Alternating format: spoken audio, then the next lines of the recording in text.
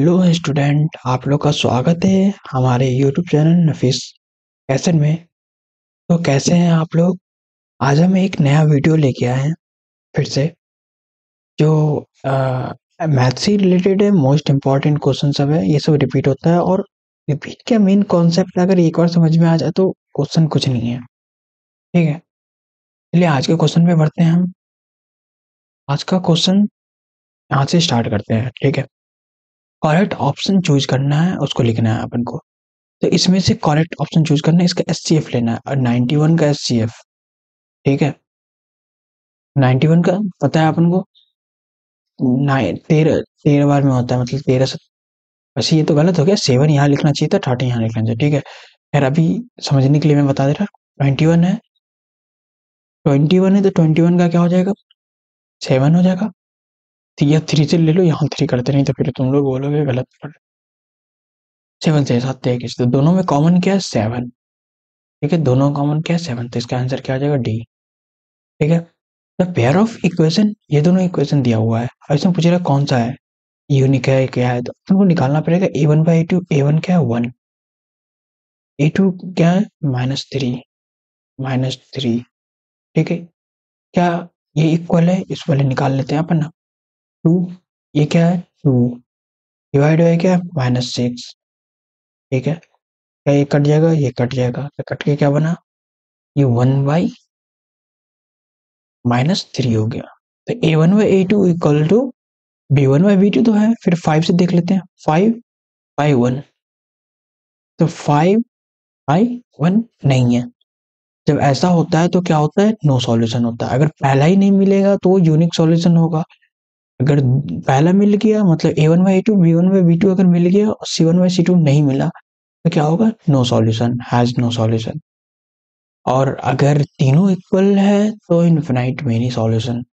ठीक है, तीसरा sum of the zeros. Sum of the zeros क्या होता है? तो -b/a होता है। ठीक है, x square plus b x plus c क्या होता है? -b/a, जो कि अपन के इसमें है। ये रहा -b/, आंसर सी। तीसरा क्वेश्चन है, डिस्क्रिमिनेंट पूछ रहा है इसका कोऑर्डिनेट इक्वेशन का। X square -4x plus 4 equal to 0। अब डिस्क्रिमिनेंट इसका पूछ रहा है तो 4 स्क्वायर, मतलब डिस्क्रिमिनेंट क्या होता है? डी इक्वल टू क्या होता है? B square. ठीक है, बी स्क्वायर -4ac। ठीक है, बी स्क्वायर क्या है? 4, मतलब 4×4 = 16, माइनस ये क्या है? 4 × a, मतलब 4 × a, 4 × a क्या है? 1 है, a1 है और c क्या है? 4 है। 4×16, मतलब आंसर क्या आएगा इसका? 0। डिस्क्रिमिनेंट क्या है? 0। Next, number of tangent drawn at A point on a circle. कितने टेंजेंट ड्रॉ कर सकते हैं? एक पॉइंट से तो एक ही ड्रॉ कर सकते हैं, तो आंसर 1 हो जाएगा। ये पॉसिबल ही नहीं ना, ये ऐसे भी देखा जाए। इस सर्कल थोड़ा अटपटा बना है, कोई टेंशन वाली बात नहीं, बस तुम लोग अच्छे से बनाना, इतना काफी है। ये एक पॉइंट से ये एक ही टेंजेंट पास हो सकता है। ठीक है, फिर अगर ये 13 कर देंगे तो दूसरा चीज हो जाएगा, मतलब वो पॉइंट ही चेंज हो जाएगा। सीधी सी बात बताऊं तो डिस्टेंस पूछ रहा है 0 और 5 और -5, 0। इसका डिस्टेंस निकालना है अपन को। तो 0 माइनस ऑफ -5 हो जाएगा, वो क्या हो जाएगा? 5 हो जाएगा। 5 मतलब 25। ठीक है, अब ये 5 - 0, ये भी हो जाएगा 25। वो डिस्टेंस फॉर्मूला आता है ना अपन का, x1 - x2 plus y1 - y2, बस वही चीज लगा है। x1 - x2, y1 - y2। 0 - 5 और -5 क्या हो जाएगा? 25। उसका स्क्वायर करेंगे 25। 5 - 0 का स्क्वायर 25, बचेगा क्या? 50 आ गया, मतलब √50। पिछले एक और जो वीडियो बनाए थे उसमें भी ये √50 आया था। √50 का क्या होता है? 25 × 2, 50। 25 का अगर रूट से निकालेंगे तो क्या होगा? ऐसे लिख देते हैं, चलो ठीक है। 25 × 2, ये क्या हो गया? 5। 25 का स्क्वायर रूट क्या होता है? 5। 5 अपन बाहर निकाल सकते हैं, 5√2। 5√2 आंसर कहाँ है? यहाँ आ गया। ठीक है, अब आता है अपन का fill in the blanks. Fill in the blanks में क्या होता है? HCF of a, b into LCM of a, b। Sum मतलब एचसीएफ इंटू एलसीएम किसी भी दो नंबर का किसके इक्वल होता है, उस दोनों के मल्टीप्लाई के, मतलब ए इंटू बी के इक्वल होता है, दोनों के दोनों नंबर के मल्टीप्लाई के। अब in the equation x plus y equal to, eight x की वैल्यू दिया, y की वैल्यू निकालना है, तो x की वैल्यू अपने यहाँ पुट कर देंगे, मतलब 3 प्लस वाई इक्वल टू 8। ठीक है, अब तो y कितना हो जाएगा, अगर 3 को इस तरफ लाएंगे तो 8 माइनस ये कितना हो जाएगा 5, 8 माइनस 3, ये 5 आंसर आ गया। ठीक है, पॉलिनोमियल 3 डिग्री का अगर कोई भी पॉलिनोमियल है उसको क्यूबिक पॉलिनोमियल बोलते हैं, ये चीज याद रखना। और 2 का रहे तो क्वाड्रेटिक, 4 रहे तो बाई क्वाड्रेटिक, ऐसे रहता है। If a is the first term, a first term में डी कॉमन डिफरेंस है, देन एन टर्म कैसे लिखते हैं अपन, a plus n minus one into d, ये सबको याद होगा, ये कॉमन फॉर्मूला है क्योंकि हर स्टार्टिंग ही इसी से होता है एपी की। Each square are similar, each square क्या होता है, सिमिलर होता है, क्योंकि सिमिलर कब अपन प्रूफ करते हैं, एंगल से प्रूफ करते हैं। जितनी भी स्क्वायर है, चाहे इतना बड़ा स्क्वायर क्यों ले लो, स्क्वायर की क्या होती है खासियत, क्या है, ये तो हमेशा 90 डिग्री होगा, ये भी हमेशा 90 डिग्री।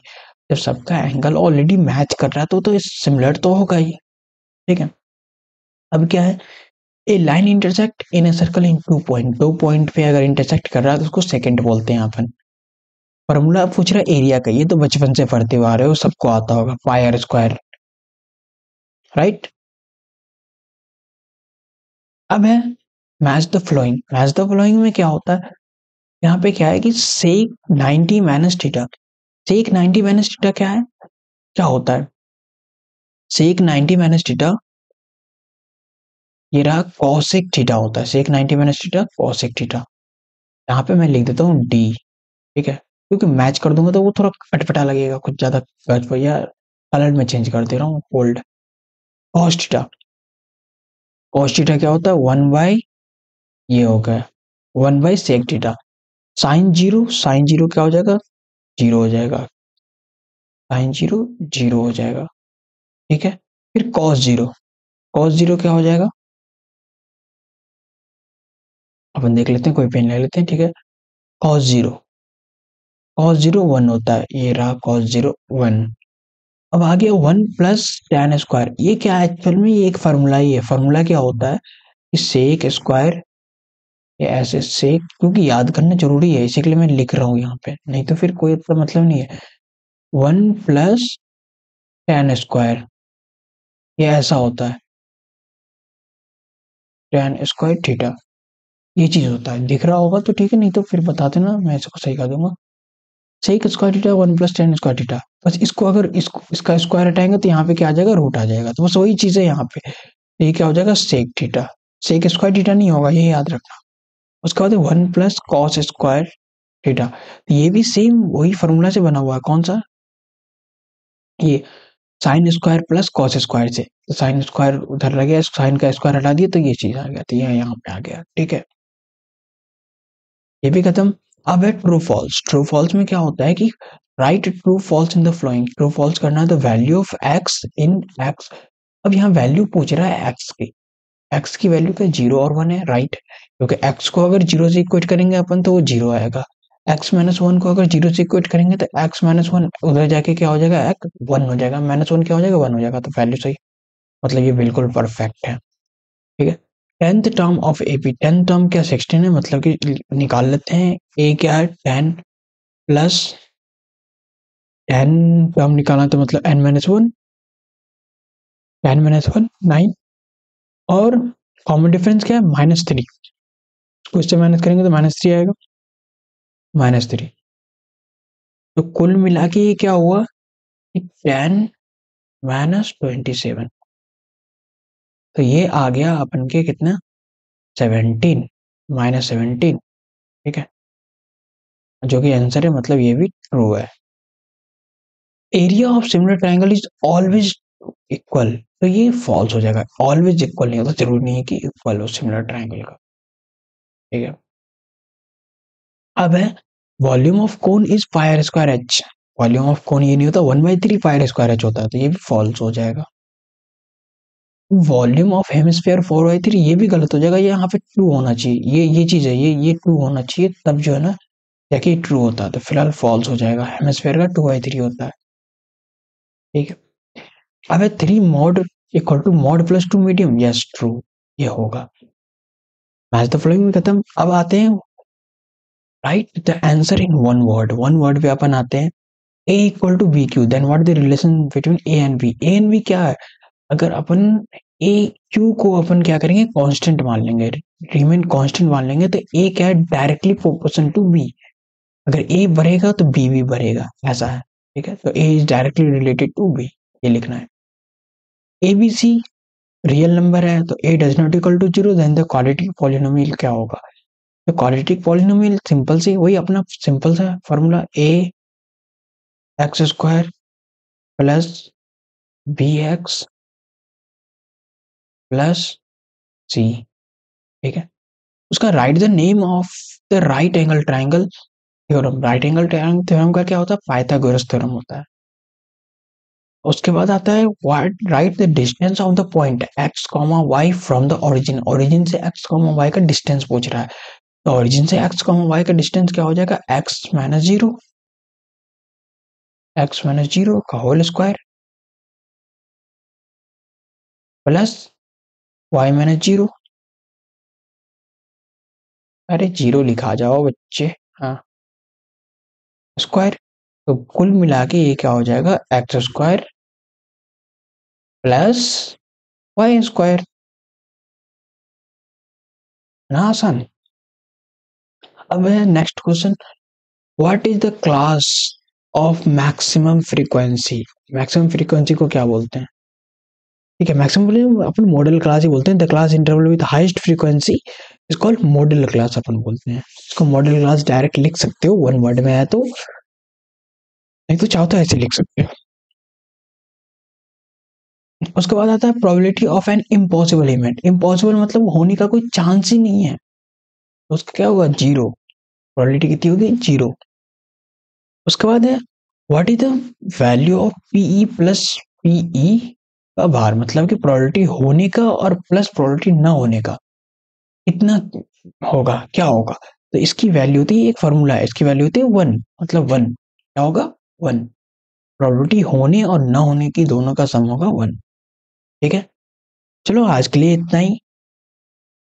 मिलते हैं फिर नेक्स्ट सेशन में, ऐसे ही वीडियो अपलोड होगा, और अच्छा लगा तो सब्सक्राइब कीजिए, लाइक कीजिए और अपने दोस्तों को शेयर कीजिए ताकि वो भी ये वीडियो देख सके। ठीक है, अगर कोई भी प्रॉब्लम हो तो कमेंट सेक्शन में कमेंट कर सकते हैं, कुछ नया अपलोड करना हो या कुछ ऐसा किसी चीज में प्रॉब्लम हो तो वो कमेंट कर सकते हैं, मैं जरूर इस चीज में मैं हेल्प करूंगा। ठीक है, चलिए आज के लिए इतना ही, बाय।